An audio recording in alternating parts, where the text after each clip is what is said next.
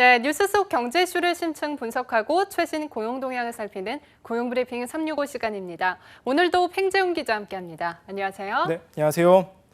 오늘은 경제 소식을 준비했습니다. 내수시장 침체, 글로벌 경기 둔화 등의 악재는 규모를 가리지 않고 기업에게도 영향을 미쳤습니다. 비상등 켜진 대기업의 실적, 이슈픽에서 살펴봅니다. 네, 주요 기업들의 올해 3분기 실적이 대부분 공개가 됐습니다. 그런데 영 신통치 않은 것 같아요. 네, 그렇습니다. 금융정보업체 FN가이드가 올해 3분기 기업 39곳을 분석을 했습니다. 그런데 이 중 15곳은 실적이 전망치 평균에도 미치지 못하는 것으로 나타났다고 합니다. 또 11곳은 영업이익이 시장 기대치의 10% 이상 미달하는 어닝 쇼크를 기록했다고 합니다.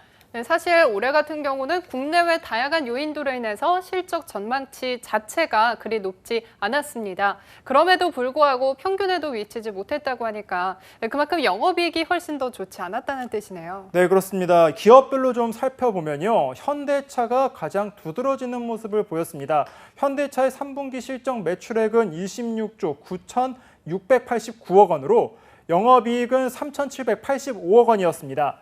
엔진리콜 등이 있었던 지난해 3분기보다는 31%가 낮은 수치긴 했지만 그럼에도 실적 전망치보다는 29%나 밑도는 수준이었습니다. 주요 코스피 상장사인 LG상사와 삼성물산, NH투자증권도 상황은 비슷했습니다. 모두 어닝쇼크 명단에 올랐는데요. 하지만 반대로 눈높이가 낮았기 때문에 기대 이상의 실적을 내놓은 대장주도 있습니다. 바로 삼성전자와 SK하이닉스인데요. 삼성전자는 3분기 영업이익이 약 7조 7천억 원으로 지난해 같은 기간보다 56.2% 감소했지만 기대치보다는 8.8%를 상회했습니다. SK하이닉스는 역시 4,726억 원의 영업이익을 지난해 같은 기간보다 영업이익이 92.7%가 줄었지만 오히려 시장 기대치보다는 10%가 증가한 수준을 보였습니다. 네, 반도체 업계의 낮은 기대치에 오히려 반등 효과를 누렸다는 건데요. 하지만 그만큼 실적 전망치가 낮았다는 거는 업계 전반에서 시장 전망치를 부정적으로 보고 있었다는 뜻이잖아요. 네, 그렇습니다. 이번 3분기 실적뿐만 아니라 올해 앞서 있었던 실적만 봐도 상황을 자세하게 파악할 수 있습니다. 이 재벌닷컴 조사에 따르면 삼성전자 같은 매출액 10조 원 이상 비금융 3장사 13개사의 올해 1에서 3분기 영업 실적을 집계한 결과 매출액은 총 506조 970억 원으로 지난해 같은 기간과 비교했을 때 2.7%가 떨어진 것으로 나타났다고 합니다.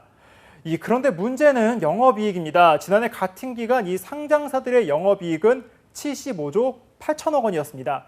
그런데 올해 영업이익은 33조 2천억 원으로 무려 1년 전보다 반토막 넘어선 56%가 줄어들었습니다. 이에 따라 매출액 대비 영업이익 비율이 나타난 영업이익률은 15%에서 7%로 8%나 빠졌습니다. 네, 그러니까 예를 들면 1,000원어치를 팔면 지난해에는 146원을 벌였지만 올해는 66원밖에 벌지 못했다라는 뜻이잖아요. 네.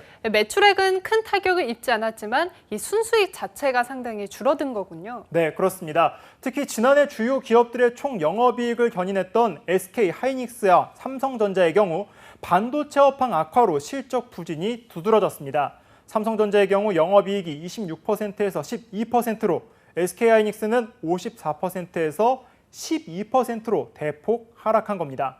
그 밖에도 LG화학과 LG디스플레이, SOL 등의 영업이익률이 하강 곡선을 그렸습니다.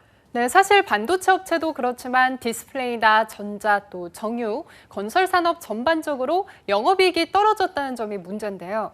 그만큼 기업 차원에서도 비상이겠어요. 네, 그렇습니다. 왜 이렇게 영업이익률이 떨어졌을까? 기업 입장에서는 고민이 있을 수밖에 없는데요. 요인은 다양하게 꼽히고 있습니다. 외부적으로는 미중 무역 분쟁의 격화, 그리고 일본 수출 규제 강화에 중국 정부에서 경쟁적으로 기술에 공격적으로 투자를 하고 있고 내부적인 요인을 따져보자면 내수 경기가 악화되는 분위기가 영향을 주고 있습니다. 이러한 총체적인 원인이 기업의 실적에도 영향을 미치고 있다는 해석이 나옵니다.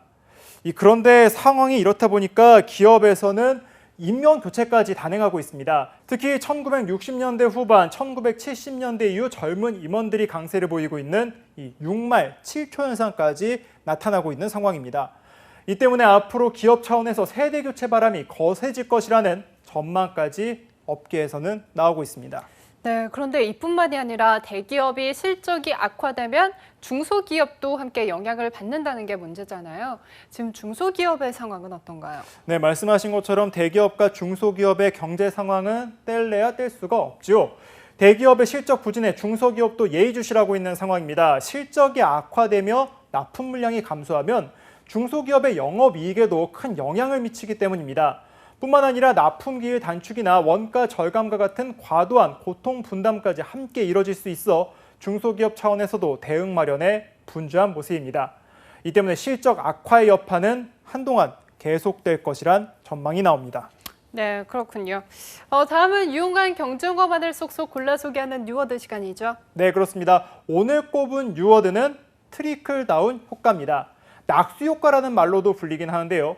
영어로 트리클은 물방울 등이 똑똑 떨어지다, 졸졸 흐르다 등의 의미를 갖고 있습니다. 여기에 다운이라는 단어를 붙여서 경제용어로 사용되면 넘치는 물이 바닥을 적신다라는 뜻을 갖게 됩니다. 즉 대기업이나 부유층의 성장을 촉진하면 중소기업과 서민층의 소비자에게도 그 혜택이 돌아가 전반적인 경기가 활성화된다는 이론입니다. 이 낙수 효과라는 말을 같이 쓰기도 한다고 앞서 말씀을 드렸는데요. 이 트리클다운 효과를 기대하고 경제정책을 펼친 대표적인 예로는 아버지 조지 부시 전 미국 대통령이 있었던 1989년부터 1992년까지를 꼽을 수 있습니다. 경기 부양을 이유로 감세를 단행한 것이 바로 대표적인 정책이었습니다. 네, 그런데 이 정책이 신통치 않다는 분석이 지배적이었잖아요. 이 때문에 클린턴 정부가 들어오면서 바로 철폐가 됐었죠. 네, 그렇습니다. 이 트리클 다운에 대해서는 비판도 만만치가 않습니다. 오히려 빈부격차를 더 늘린다라는 지적이 있는데요. 우리나라 역시 이 낙수 효과를 기대하고 기업의 법인세율을 크게 낮춘 적도 있지만 효과가 크지 않기도 했습니다.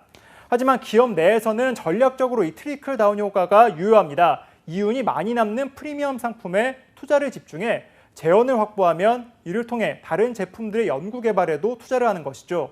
이 최근 프리미엄 시장이 활성화되는 이유 중 하나도 이 때문으로 꼽힙니다. 하지만 문제는 경기입니다. 시장 자체가 국내는 물론 해외까지 침체되고 있으니 트리클 다운 효과가 기대할 수 없는 상황이기도 합니다. 이 글로벌 경기가 전반적으로 침체되며 기존의 여러 경제 정책들이 재구실을 하지 못한다는 겁니다. 이 때문에 경기를 활성화시킬 수 있는 혁신적이고 참신한 정책이 나오지 않는 한 경기 침체는 장기전으로 돌입할 것이란 전문가들의 의견이 있습니다. 네, 아직까지 경기 회복에서 완벽한 정답이 나오지 않은 오늘입니다. 국내는 물론이고 다른 여러 나라에서도 여러 경제법이 나오고는 있지만 침체는 계속되고 있죠. 그런데 역으로 생각을 해보면 제시되는 경제법 중 하나가 바로 갈등이라는 겁니다. 미중 무역 전쟁, 일본의 수출 규제 강화, 또 브렉시트 등 저마다 밥그릇 챙기기에 바쁜 모습이 지금의 상황을 더 악화시키고 있습니다. 기업들도 마찬가지겠죠. 아직까지 상생이라는 고리 안에서 명확한 해법을 나오지 않고 있지만 고통 분담이 아닌 상생의 진정한 의미를 발견한다면 그곳에서 돌파구로 향하는 작은 빛을 찾을 수 있지 않을까 기대해 봅니다. 오늘도 팽재훈 기자와 함께했습니다. 고맙습니다. 지금까지 고용브리핑 365였습니다.